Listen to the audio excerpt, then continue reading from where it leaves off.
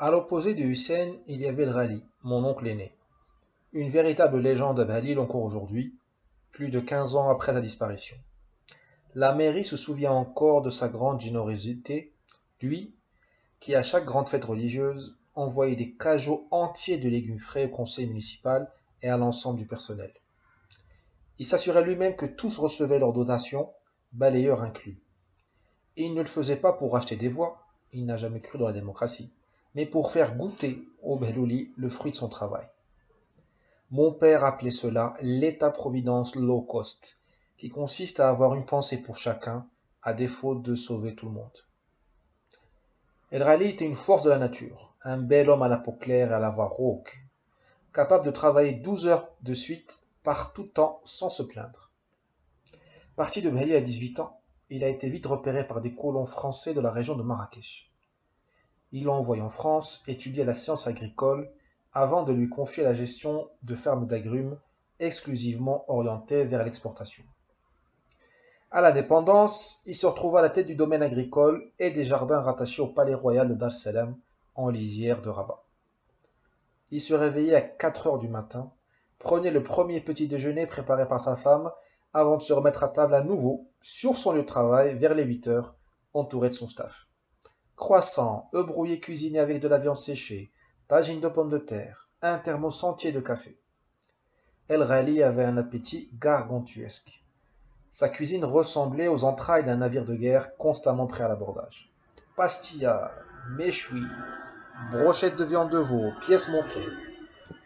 Il n'y avait pas un jour où le Rally se contentait de manger les restes de la veille ou avaler un sandwich. C'était le salaire du guerrier. El Rally enchaînait les inspections et les visites impromptues aux quatre coins de la ferme royale du petit matin au coucher du soleil. Il revenait sur ses rotules et exigeait d'être traité comme un pacha. Table dressée à la française, couvert en porcelaine, vin frais, voire champagne, s'il y avait de la visite. Il était hors de question de faire un repas sans un dessert qui en valait la peine. Crème brûlée, nougat glacé, vacherin. À la fin de sa vie, il m'invita à dîner pour tenir compagnie à 2 agronomes français en mission au Maroc. Et pour me faire plaisir, il fit servir des profiteroles au chocolat, mon dessert préféré, l'apothéose d'un repas qui compta au bas mot une demi-douzaine de plats. Le plat de résistance fut le méchoui, un demi-agneau fermier, une quantité considérable de viande grillée pour 4 personnes. Devant les cris d'orfraie des Français, Rally ne cessait de répéter avec l'assurance d'un grand seigneur. Ne vous inquiétez pas, mangez ce que vous pouvez. Nous, les Marocains, nous mangeons avec les yeux. Ne vous inquiétez pas. L'intendant suivait bien sûr, et comment? Sa femme était une sainte. Elle se réveillait tous les jours aux aurores pour préparer le premier petit déjeuner et mettre dans les casseroles le contenu du deuxième. El Rally était capable des plus grandes folies. Un jour, il l'appela depuis son téléphone de voiture pour lui annoncer, ravi de lui-même, qu'il venait d'inviter une quarantaine de touristes français à déjeuner à la maison. Fais vite, l'autocar est en route, il arrive dans une demi-heure. Il avait croisé le groupe dans une foire agricole et il les avait pris en sympathie.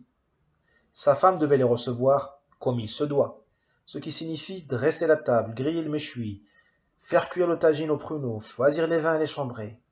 Pas la peine de paniquer, hein. Je t'envoie mon chauffeur personnel à bord du pick-up avec de la viande et tout ce qu'il te faudra pour cuisiner. Ne m'attendez pas pour déjeuner, je suis retenu à la foire.